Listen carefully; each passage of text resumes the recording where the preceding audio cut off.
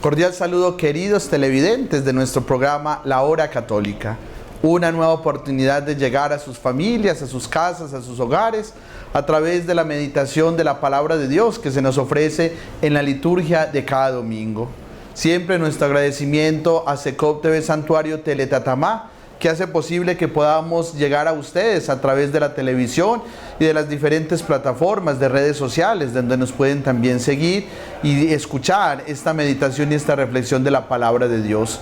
Saludo a todas las personas que se unen cada 8 días a este encuentro con la Palabra, a las personas que viven aquí en nuestra tierra, en la Perla del Tatamá, en Santuario, y también a todos aquellos que se encuentran en otros lugares, en otras ciudades de nuestro país o en otros países del mundo, hijos de esta tierra, que se encuentran cumpliendo también sus proyectos, pero que siguen muy unidos a su tierra y de manera especial a su parroquia.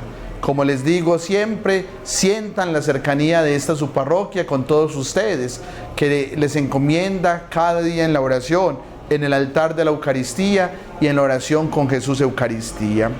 Por eso, en este segundo domingo del tiempo de Cuaresma, que ya vamos caminando y que nos va llevando hacia esa meta que es la celebración de la Pascua del Señor en este año 2025, qué bueno que podamos disponer nuestro corazón en esa actitud que estos días nos invita a vivir con mayor recogimiento la escucha de la palabra, pero también sentir cómo ella nos anima para vivir caminos y procesos de conversión en nuestra vida. Encomendémosle al Señor nuestra jornada, nuestro día, nuestras actividades, esta semana que estamos iniciando y todo lo que vamos a vivir a lo largo de estos días, sintiendo siempre la presencia y la compañía del Señor. Esclarece la aurora, el bello cielo, otro día de vida que nos das. Gracias a Dios, creador del universo, oh tierno Padre que en el cielo estás. Nuestras voces unimos al concierto que el universo eleva en tu honor. Desde la tierra al cielo más profundo, oh tierno Padre, magnífico Hacedor. Conserva nuestras almas sin pecado, a nuestro cuerpo da fuerza y salud. Nuestra mente ilumina tú piadoso, con un rayo benéfico de luz. Por nuestra amada patria suplicamos, por la Iglesia elevamos oración, por nuestros queridos padres y familia, siempre dichosos los hagas tú, Señor. En tu bendito nombre comenzamos este día de vida que nos das. Haz que lo acabemos santamente, oh Padre nuestro, que en el cielo estás. Amén. Seguimos, queridos televidentes, caminando en esta experiencia cuaresmal, que es una oportunidad de seguir reflexionando desde nuestra interioridad todo aquello que nos pide el Señor transformar en aras de volver nuestro corazón siempre al Señor.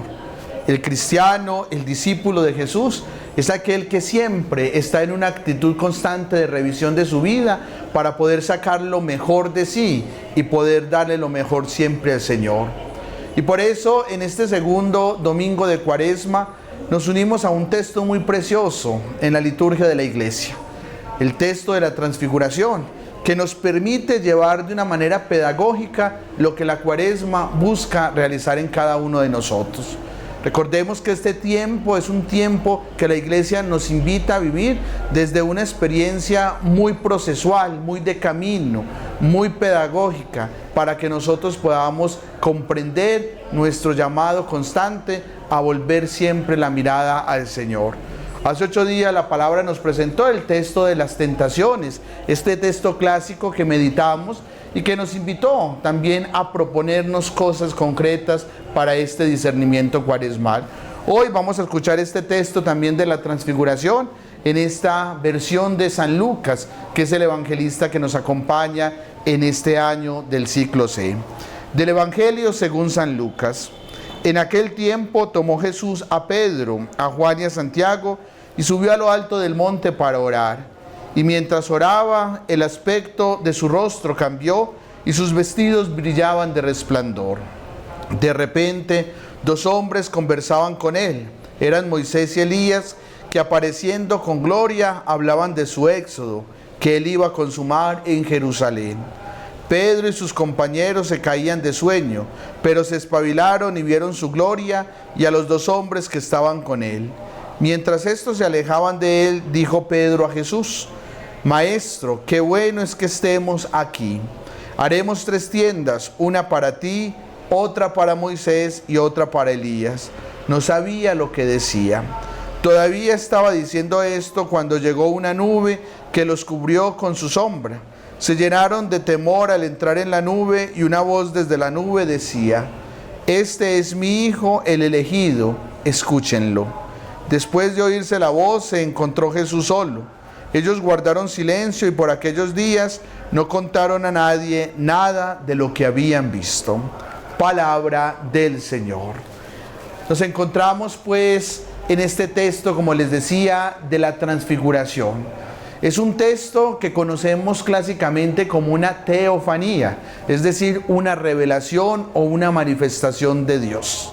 Y este texto de la transfiguración hay que encuadrarlo dentro de lo que venimos escuchando durante estos días, versículos anteriores en este Evangelio de San Lucas. Nos viene presentando Jesús una manifestación de su identidad. Frente a la pregunta que le ha hecho a los discípulos, ¿quién dice la gente que soy yo? Ahora Jesús quiere confirmar también su identidad. ¿Quién es Jesús? Él necesita que sus discípulos, que sus amigos, que los cercanos, que ese círculo que comparte con Él, conozca verdaderamente quién es Él y cuál es la misión para la que ha venido.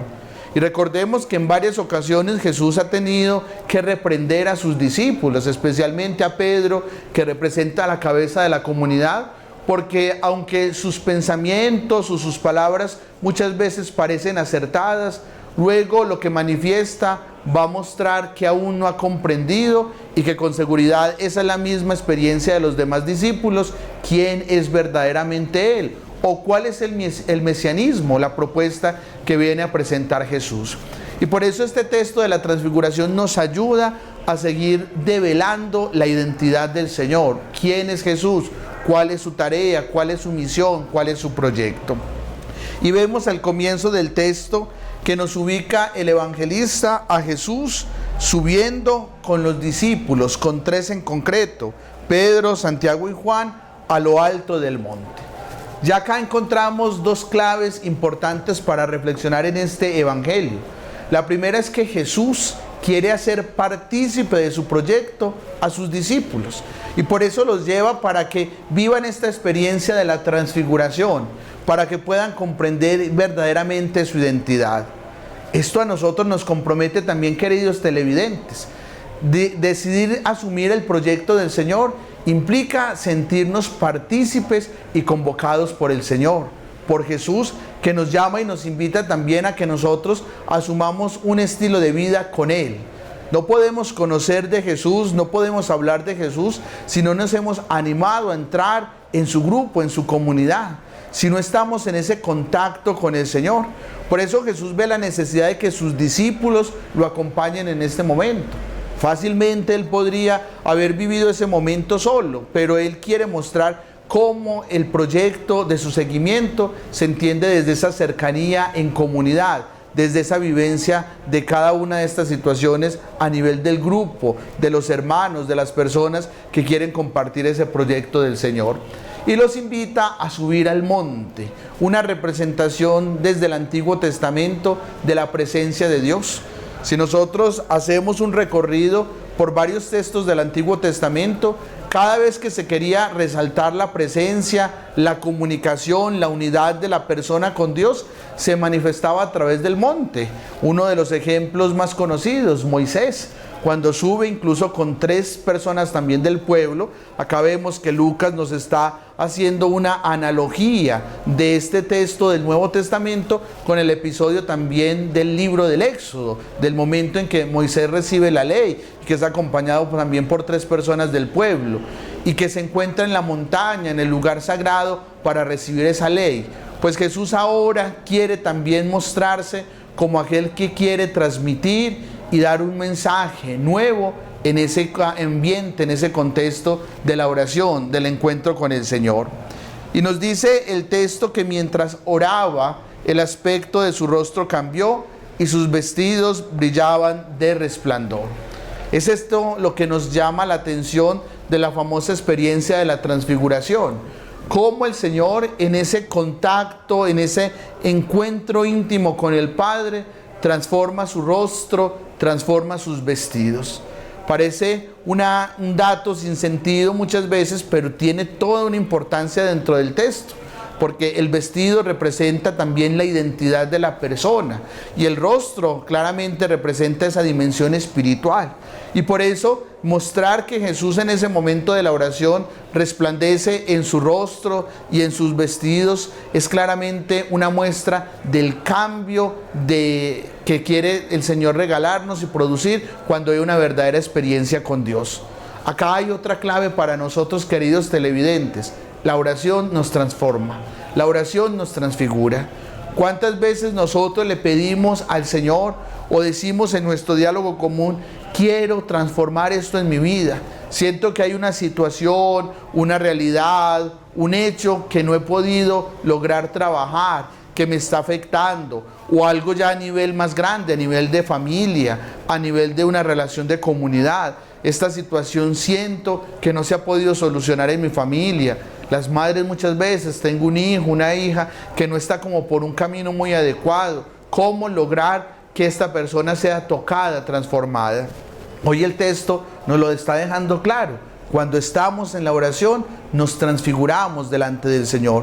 Cuando estamos en esa comunión, en ese contacto profundo con Dios, vamos a ver cómo Él es capaz de transformarnos, de transfigurarnos, de volvernos nuevamente límpidos, blancos para Él.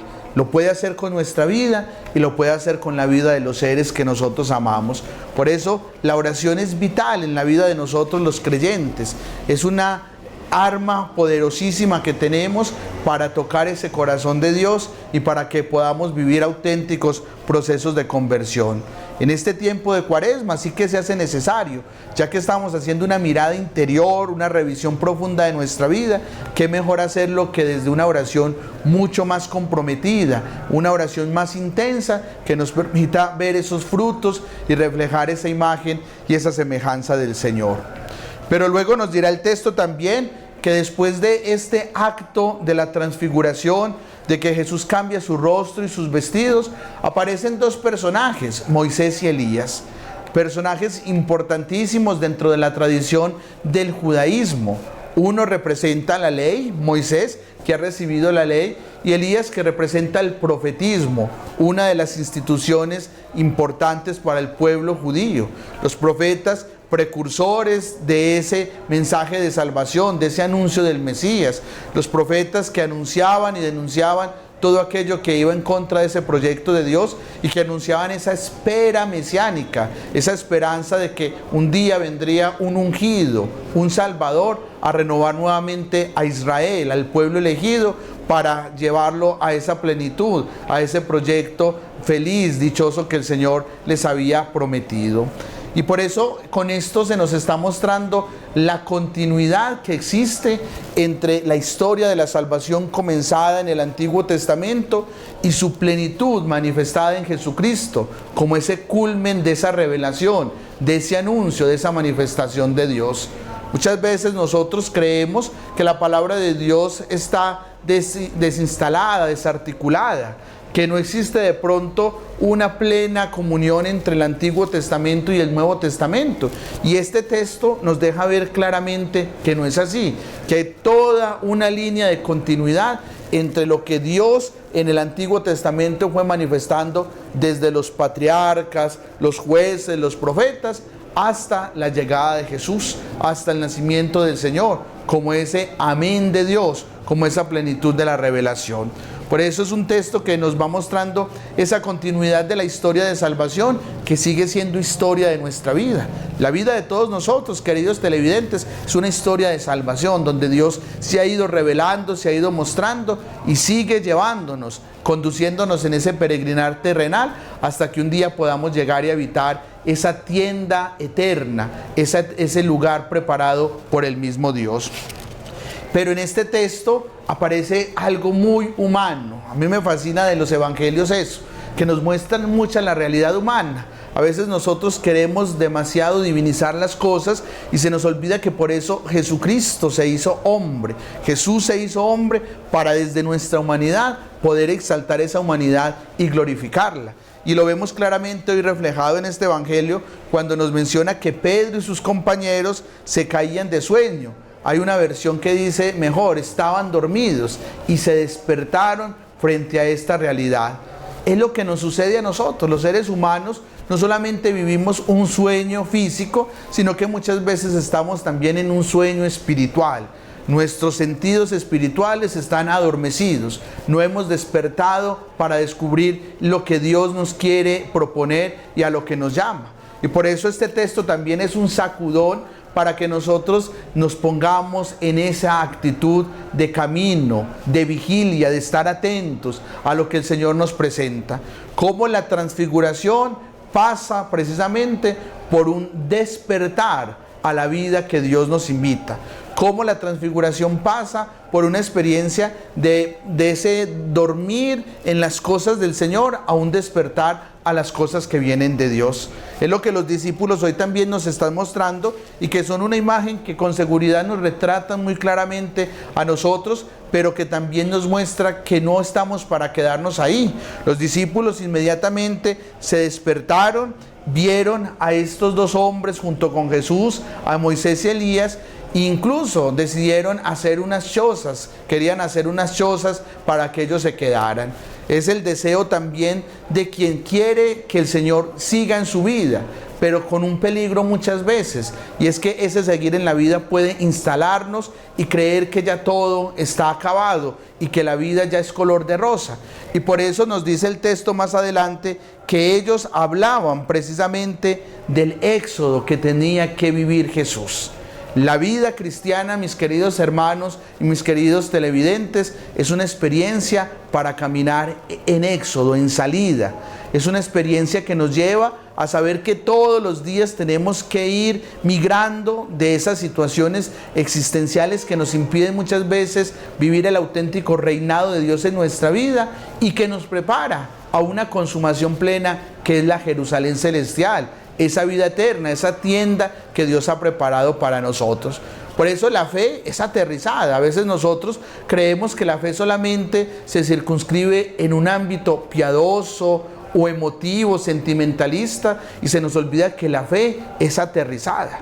En la medida en que nosotros optamos por el Señor en un proyecto, como lo hacen los discípulos al ser invitados por Jesús a subir al monte, al descubrir esa transfiguración en esa comunión profunda con Dios, al poder ver una línea continua entre esa historia de salvación que Dios ha ido construyendo en mi vida, debo también yo ser muy realista de que para vivir ese proyecto de Dios, eso no me exime en ningún momento de la humanidad y la terrenalidad en la que vivo y de las consecuencias que esto puede traer, y que es un impulso a su vez para que yo pueda darle sentido, sabor, color a todas esas realidades desde una experiencia de fe.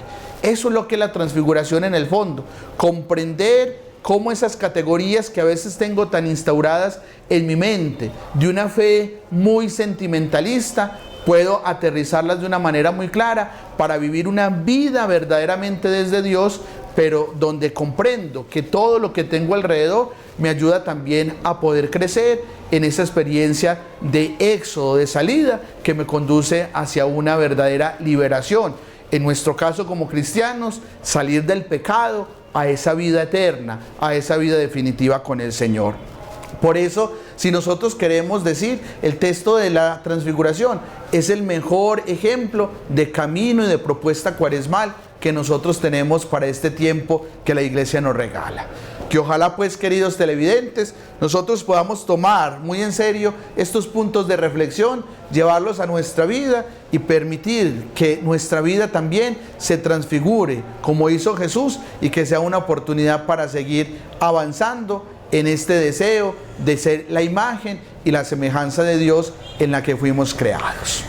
Agradecerles pues, queridos televidentes, por estar siempre atentos a esta meditación de la palabra, que ojalá nos ayude a seguir creciendo en esta tarea de ser discípulos del Señor, de seguir avanzando en esa escuela de Jesús que siempre nos quiere proponer novedad para nuestra vida y sobre todo lo necesario para nuestra salvación. Y seguir también mostrándoles nuestro acontecer parroquial. Recordemos esa invitación que venimos diciéndoles ya hace varias semanas, y es la visita de nuestro padre y pastor, Monseñor Nelson Jair Cardona Ramírez. 29 de marzo, sábado, 12 del día, es la cita aquí en nuestra parroquia, en nuestro templo parroquial de la Inmaculada, para que nos unamos en el altar de la Eucaristía junto a nuestro padre y pastor, que vendrá por primera vez a visitar aquí nuestra parroquia y nuestro municipio. Que él sienta el cariño, la cercanía y sobre todo la vida de una comunidad que está activa pastoralmente y que quiere vivir este proyecto del Señor. Seguimos también orando por el Papa Francisco.